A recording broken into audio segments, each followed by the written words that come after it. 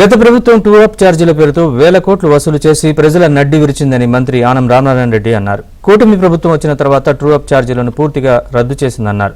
గత పాలకులు సర్వే రాళ్లపై జగన్ బొమ్మ చెక్కడానికి 650 కోట్ల రూపాయలు ప్రభుత్వ సొమ్మును దోచుకున్నారన్నారు.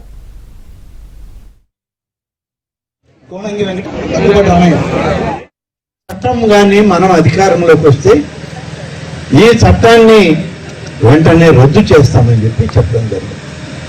మీ అందరికీ తెలుసు, ఎన్నికల ప్రణాళికలో పెట్టిన సూపర్ 6 లో ల్యాండ్ టైటిలింగ్ యాక్ట్ అనే దాన్ని రద్దు చేస్తామని చెప్పడం జరిగింది. ఎన్నికలు పూర్తయి అధికారంలోకి వచ్చాం. ప్రజలు నమ్మారు, విశ్వసించారు.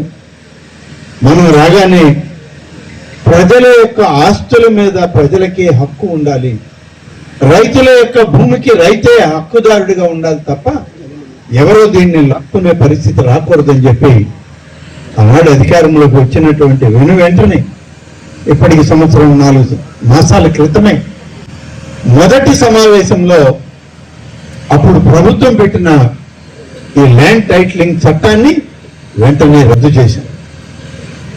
మేము రద్దు చేసే సమయానికే, అంటే ఎన్నికలు అయిపోయే సమయానికే 35 లక్షల మంది రైతుల యొక్క పాస్ పుస్తకాలని విడుదల చేసేశారు. ఆ కొత్త పాస్ పుస్తకాలు ఏ విధంగా ఉన్నాయో మీ అందరికీ తెలుసు. పాస్ పుస్తకంలో సర్వ హక్కులు రైతుదే.